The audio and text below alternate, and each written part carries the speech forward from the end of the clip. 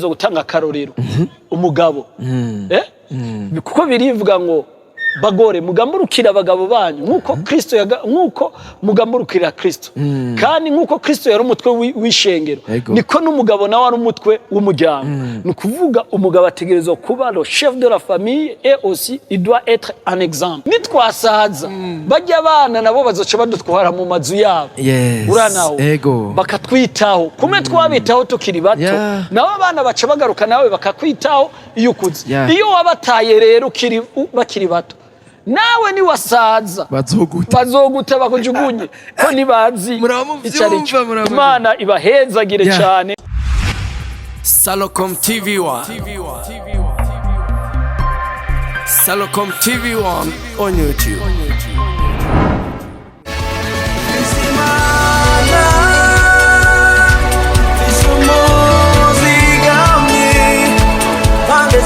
Ariko vre murabona ukuntu banyonone dupira tw'abana banje izi n'ukuri ntazo nobambika wapi kabisa nibikiga natariya ko widoga nk'umukecuru yataye inkundo reka Rudoviko we aha numva inzigo yanyishe urazi ko muri weekend ariho yamahasa yanje azogira nife y'imyaka 5 yego none nawe ndabitwo dupira bazokwambara ingene batwonone ndabira nk'ivyo bifoto ukuntu bisa nabi itwengene basha aha nyene uzokoresha izindi wonye utange n'andi mahera kuko ni utabanje kubaza aho babigukorera neza sha nivyo ariko ico si kibazo hamwe noro nkubingirira neza no yatanga nyene rero ndakwereka inyishu nziza yihuta kari tomo ego nta handi ni muri Salocom uti aho ho nihe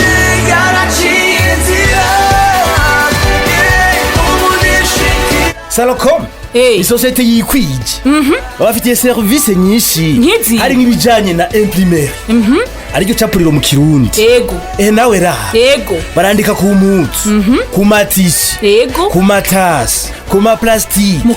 Shalom bakunzi ba Salocom TV1 numunezero udasanzwe kwa muri kumwe na Irambona Guilain behind camera muri kumwe na 1K hari yanye mu wingo bw'ivyuma muri kumwe na Bienve Ondo Mix nkuko twababwiye tuguma tubazanira ibintu bishasha twebwe turi ba Dawidi igihe ca Goliath turi ba Eliya igihe c'abavugishwa turi ba Yosefu kwa Potifari rero twabazaniye ibintu vyiza twabazaniye umutumire adasanzwe aje kutubwira amabanga menshi mudukurikirane Imana ibahezagire.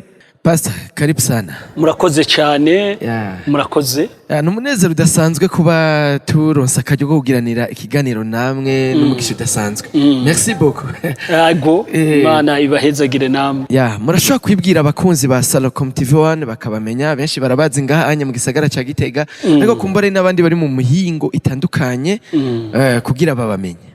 Jewe nitwa Nshimirimana Christian hama ni umukozi w'Imana mu ishengero rya Plein Evangile nabandi pasteur responsable wa paroisse Yoba akaba ari paroisse isanzwe ikoreramwo umwungere mukuru w'ishengero Mendi majambo ni ku cicaro gikuru ca Plein Evangile ego ku cicaro gikuru aho sanzwe nkorana n'umuvyeyi wacu akaba n'umwungere mukuru w'ishengero rya Plein Evangile. Ndazi kino kiganiro kizomushikira nawe nyene Imana imuhezagire cyane n'abandi bakozi b'Imana bose kandi turifuza ko umunsi umwe bazodutera iteka tukamwakira tukagirana ikiganiro nizera ko Imana izobidukundira ego cyane nabo ubwabo bazobidukundira. Wow.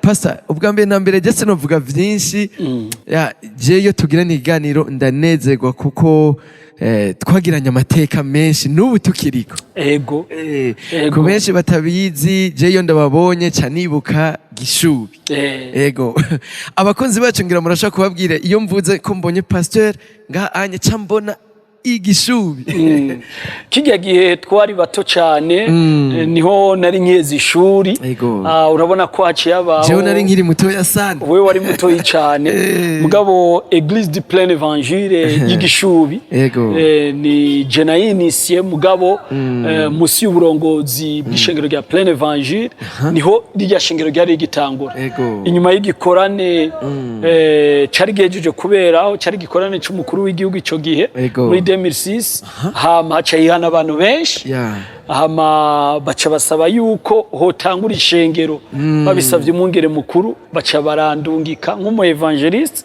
ashobora kurongora iryo shengero uribuka ko namwe mwahora muzana amateka ntangere aho twashoboye kuzana abantu benshi kuri Yesu Kristo Imana ikiyerekana kabisa yego cyane je nama mvuga yuko tutakwiye gushimira abantu bageze ku mushasha cyangwa ku mpanda nyine tugiye kubahamba ahubwo bakiriho uyu mubona pasteur niwe je yanyigishije ibintu byo gusoma Bibiliya yego twari kumwe n'abandi mugabo je ico kintu n'ikintu ndamwibukira ko twigisha gusenga tukiri batoya mwaratubwira ati kirazira gusoma akarongo kamwe kubera iki kiriya kintu no kubera iyo umuntu agize ubumenyi bwa Bibiliya ni vyanditswe vyera vyahinduye amateka menshi vyahinduye amahanga menshi iyo umuntu agiye akabisoma neza ko hariho kwiga Bibiliya hariho kwiga Bibiliya hariho gusoma d'abord Bibiliya hariho kuyiga hariho no kurimbura Bibiliya iyo rero umuntu abisomye akavyiga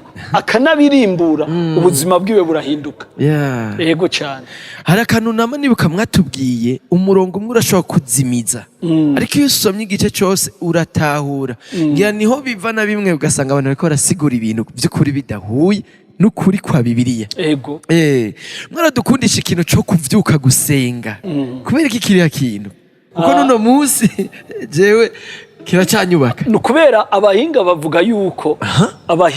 bavuga yuko iyo umuntu uko umuntu azindutse niko aza kwirigwa uko umuntu azindutse neza burya yirigwa neza rero iyo umuntu asenze neza mu gatondo agafata umwanya munini yakabana n'Imana yiwe ubwoba bwo muri ino si ya none burahera umuntu akikonekta n'Imana très tôt le matin hama akabana n'Imana agakreya mood spirituel hama mpemu yera akaza ke influence ubuzima bwiwe bituma umuntu agendana n'Imana ku munsi ico gituma ari vyiza gusenga cyane kwibatura mu gatondo ukambaza Imana kugira ngo Imana ize gushobora ku influence muravyumva abakunzi bacu turi ku bikorwa bidasanzwe kandi bikomeye cyane nkuko twabibemereye rero uyu munsi karakanu gaciyemwo kuko uyu n'umuvyeyi n'umugenzi n'uyu munsi rero Imana imuhezagire n'abanyeshengero bose ba Plein Evangile Imana ibagire neza ndetse nandi hose yagiye arakorera Imana ko turabizi hari nandi agenda arafasha abantu b'Imana nivyo passer ego cyane ngenda ndafasha uko umwama ashoboje waje nafise amagroupe 6 na encadra ngenda gufashamwo kuko sishobora guheba igikorwa cyo guharuka vocation yiwanje icyo umwami yashize ku mutima wanje numva cyane hamande y'ubupasteur mbere kinarengeye cyane ubupasiteri kuba umwungere ni kubwira ubutumwa guharuka kurukomeza no kuruha intumbero yo kutumbera ijuru amaherezo yacu target focus yacu no kuzotaha mu ijuru pastor uramvugiye ibintu je no munsi ikintu nashaka yuko tuganira ko abantu badukurikirane ndetse no makomantere batubwire nabo baduterere ni ikintu kivuga gucyanya ni gute umujene w'umukristo reka tuvuge iby'abakristo kubera twenga nyene dukora mu by'abakristo ni gute umujene w'umukristo cyangwa n'undi mujene wari wese yoronka amikoro kandi adasize inyuma iby'ubwami bw'Imana wow je ndagushimiye cyane urakoze cyane kubw'iyi topic kubera ino munsi abajene b'abakristo benshi baragowe barakenye kandi bafise Imana ishobora byose rega naho nyene hari confusion ugasanga turavuga yuko dufise Imana ego ugasanga n'ubwira umuntu afungure ikirato kiraheze n'ishejeti ryaratabutse tubikore gute vyogenda gute unyemerere mvuga ibintu bibiri yego hariyo amateoloji abiri hariyo la théologie d'Abraham Abraham yadandaza inzahabu yari afise yari umwungere afise intama nyinshi agafata ubwoya bw'intama akabushora bakabuzobukoramwo ibindi bintu muri théologie d'Abraham Abrahamu yari afise Imana data mushobora byose muri we ariko yari afise n'amafaranga uranaho mugana théologie de Pierre Petero yari afise imana muga n'amafaranga yari afise mpwemu yera. Ariko pastor mwoduha akarorero ivyo bintu muri ko muravuga. Petero inigihe haje ikimuga yavuze ngo ifeza n'inzahabu ntavyo dufise ariko ico mfise yari afise power of the Holy Spirit. Yari afise ubushobozi bwa mpwemu yera akumva butemba muri we. N'ubu hariyo abantu bari spirituel muri bo bumva ari miriro banajana umuriro mugabo babwiye bakore mu mufuko hana tamia hageze ishikanwa ca yunama abo rero iyo theology rimwe na rimwe ni nziza mugabo nziza cyane ni theology d'Abraham. Abrahamu yavuganye n'Imana arabonana n'Imana agendana n'Imana kuva muri Mesopotami hariya muri Uri iyo yarari uranaho Aburahamu yari umukozi w'umuhanga akomeye uranaho afise Imana vugana n'Imana atazimizwa n'ibihe cyangwa ibiki yashize ubwoba yari afise amikoro akaba afise n'Imana. Mbega pastor abantu bariko baradukurikirana tuvuze amikoro rero n'ubuhunya hari n'abajene batazi Kirundi tuvuze amikoro abantu batahura iki? Abantu ikintu ca mbere botahura nuko umuntu ari byo bita les besoins fondamentaux vyankenegwa umuntu akenera n'imiburiburi umuntu agashobora kwigurira impuzu n'imiburiburi umuntu agashobora kwifungurira n'imiburiburi umuntu agashobora ego kwivuza ari gihe umuntu bimunanira bivanye n'agenda kwivuza ugasanga arasaba kugura paracetamol mugabo kwivuza gushikira umuganga kwambara gufungura umuntu akaronka haryama no muzi urasanga umujene akisenga yakijijwe afise amaboko abiri afise imyaka 35 ariko agaburirwa na nyina wiwe afise uwa mbere cyangwa ataciye no mu wa mbere na suvetima baracamugurira na suvetima baracamugurira ilfo Bibiliya umviriza ingene ivuga unyemerere ndayisome Bibiliya ivuga gutya ni igitabo c'Abitesalonike Abitesalonike ba mbere igitabo ca mbere c'Abitesalonike igice ca 4 umurongo w'11 havuga ngo kandi mushishikare kwiyorosha no gukora ivyanyu no gukoresha amaboko yanyu nkuko twababariye kugira ngo mugendane ingeso nziza kubo hanze ingeso nziza kubo hanze kandi mutagira ico mukenye.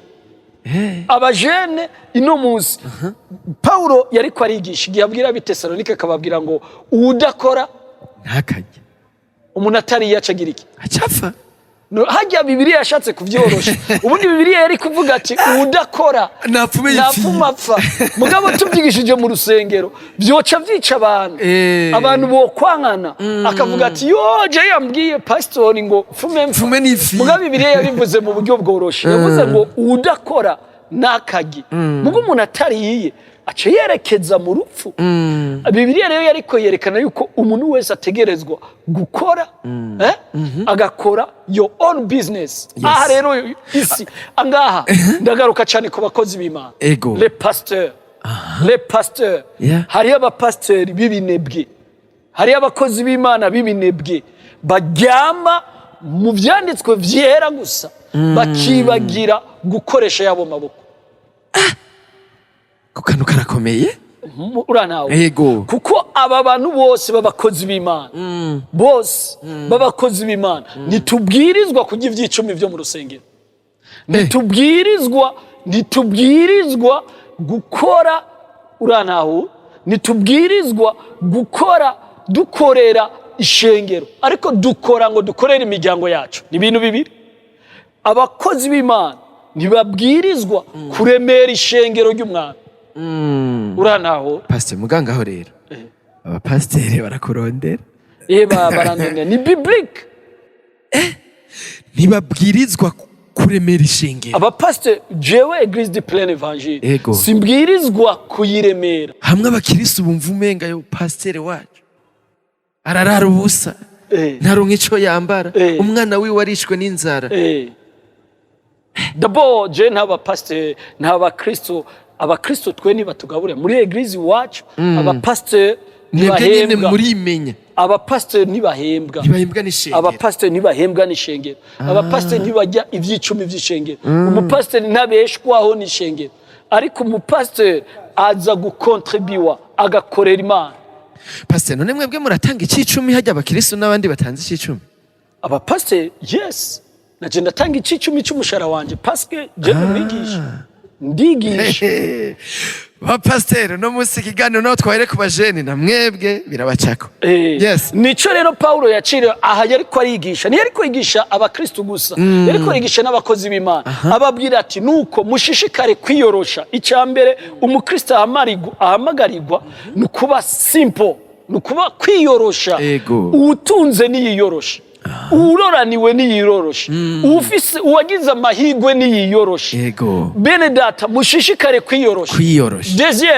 Deuxième, umuntu nashishikare gukora ivyiwe, your own business. Wavyaye abana si ntibabeshwaho n'ishengera abana bawe, babeshwaho na se wabo na nyina wabo yabavyaye. Pastor, onya abajene twabana mikro n'ubu nyene no muri commentaire ndazovyandika. Ujavuga ati pastor wewe ratomboye wironkera akazi, twebwe kino gihe cyacu ubuzi buragoye kuronka. None nabo cyo babwira iki? Abajene umuntu wese ategerezwa gucreate akazi kiwe, ategerezwa nta muntu numwe n'ubu umuntu wese yoshaka akazi akavuga ati je nake afise amaboko abiri, ategerezwa gucreate, ategerezwa kurondera ikintu akora. Hariho abantu bashobora gukora mu buryo twe twakuze nka jewe moi-même, je nakuze mu buryo je navutse mu muryango wo hasi cyane gose, umuryango mu yandi majambo kenye goye gose, ukenye cyane. Je mama wanje yadandaza ukansoko mu Magarama, na jewe twe batwigishije gukora tukiri abana, nja kudandaza ifu y'ibiyoba, nja kudandaza igitoki twagica ku mahando. Ariko entrete uyu munsi ufise umuryango, ufise umudamu, ufise abana, ufise imodoka, uri umupapa mwiza. Je ndabishimira Imana, ni bimwe mu karyo keza Imana iha umuntu. Ni juste gusa tubereke yuko bwa bundi n'umuntu ashobora guhera ariya munsi gose akaduga. Mugabo n'utaraduga nakoresha yiwe maboko, nakoresha yiwe amaboko. Hari abajene benshi najewe ndabazi agendana itelefone y'ibihumbi 500, agendana telefone y'ibihumbi 500. Iyo arashobora kuyivunjamwo ikavamwo umutahe. Umutahe arashobora kuinvestisa mu bintu bikamuzanira umusaruro. Simaranira kuba umubosi rurangiranwa, si Imana yaduhamagariye. Mugabo kugira amikoro, le minimum, les besoins fondamentaux umuntu agashobora kuzikorera wenyene nk'umukristo. Ko Paulo yavuga ngo mushishikare kwiyorosha, be simple, mushishikare gukora ibyanyu, do your own business. Uranaho je nibaza yuko Paulo yavuga kwiyorosha. Uno munsi hari abantu bakengerewutse, abo babwira iki? Abajene agomba inzara nziza, abo mwe nabo muri ico gihe ni terme ngaho hanze bavuga ngo kugara. Umuntu akagara cyangwe akishira hejuru, reka mvuge mu buryo bwo kwishira hejuru. Umuntu akishira hejuru kandi atacafise. Uranaho iyo umuntu ari simple aba muri realite no mu Imana yamuhaye. Kuko igihe Paulo yandikiye abantu benshi cyane, arabo yabwiye ngo iyo dufise ibyo tujya n'ibyo kwambara biba biduhagije. Imana ni yaduhamagaye ngo tube barurangiranwa muri ino si ngo tugire ibikwegana, ariko Imana yaduhamagaye ngo dushobore kubaho ubuzima bwiza, bwiyoroheje, aho umuntu uwo ari we wese ashobora kuza akavuga ati agire wori umufrere wanje, afise umutwara akabushikira neza, afise icyo ashaka ukeneye ko kuguhanuza agushikire n'ingoga. Mugabo ubaye umuntu wo hejuru ahambaye, abantu barashobora kugutinya, bakanca kure, bakaguca kure, kandi aho nanje ishobora kuzobakenera. Kandi nawe Imana yashobora kubitagushize hejuru, ariko wowe ugasanga ni wewe ahubwo wishize hejuru, warimanitse. abantu bimanitse rero unyemerere Bibiliya ivuga reka ndeke umurongo wa Bibiliya noba mvuze ibindi bintu mugabo iyo umuntu yishize hejuru Imana irazokreya opportunity cyangwa igihe imushira ku musozi Nyabunyerere icihasigahomo uyo muntu yururuka akagwa nabi cyane. Mutama yahora avuga nyene Mutama nyene yahora avuga ati mwabaje nivyo bitugu bimanure. Wow. Imana niyo yashaka kubiduza izobiduza mugabo ntuvyiduze oroha.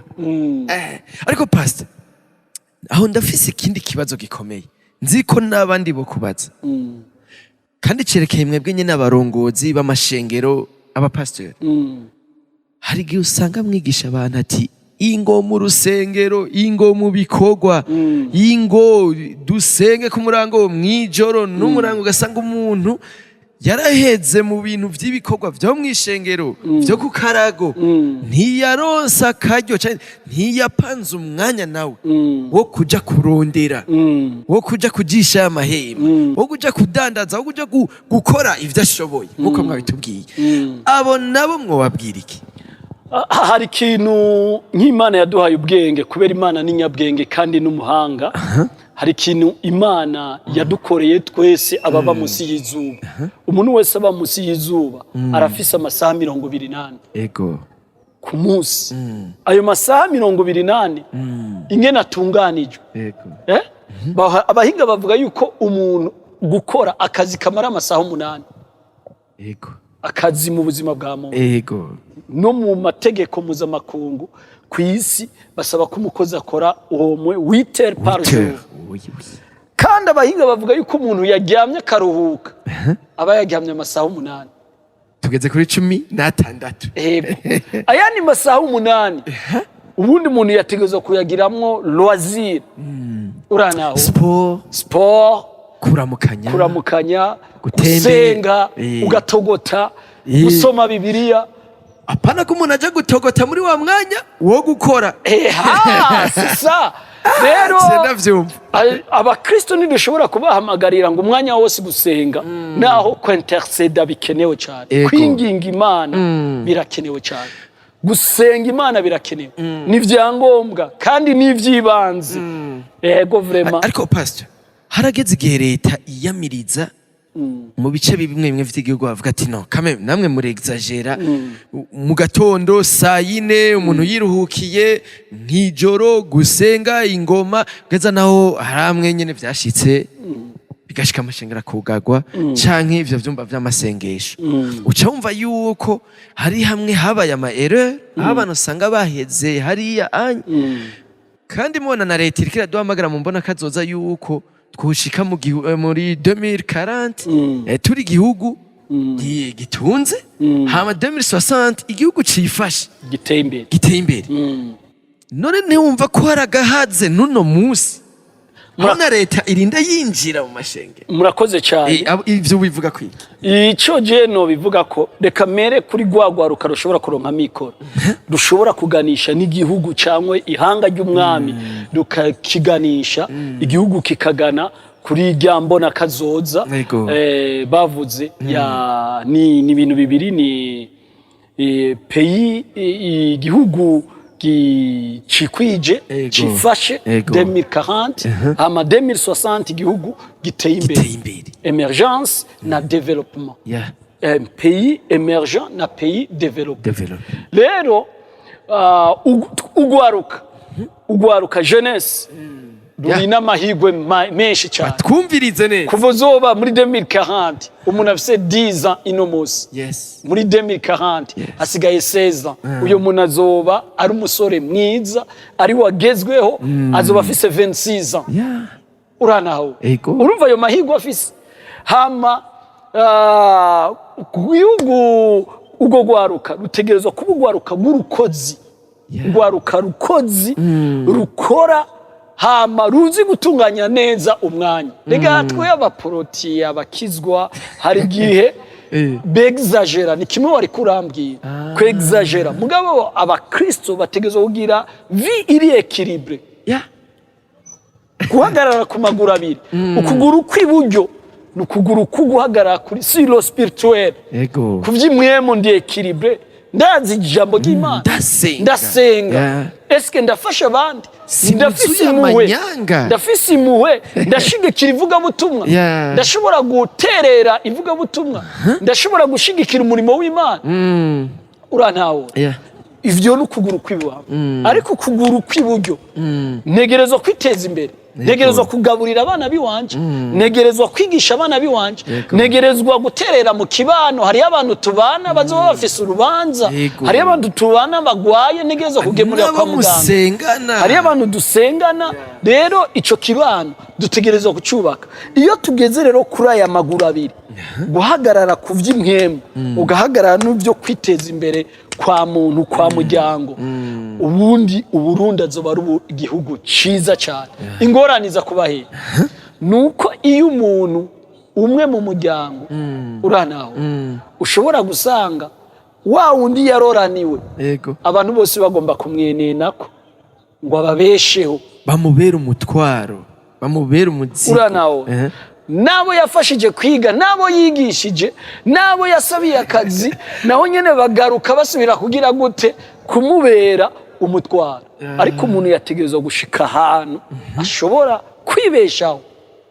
kwibeshaho agakora ivyiwe agakora akazi kiwe hama hari ibihe Imana yaremye abantu bategerezwa gushigikirwa ivyo bihe rero navyo icambere igihe cambere ni igihe c'ubusaza mu bibazo tuzohura navyo umuntu wese atashobora kweshapa ari musi y'izuba nuko hazogera igihe usaze n'ubushika mu muji ngaho waratwaye ikinga ngaha mu muji bakagukomera amashi abantu bose bakavuga ati gire niwe wa mbere hazogera igihe ikinga rikunanire udashobora no kurivyura ico gihe rero ni vyiza kucitegurira uranawe ucitegurira gute utegerezwa kwigisha ugwaruka kugira ngo ugo gwaruka mu busaza nago ruzobe uravyibuka strong Sunday school strong church strong nation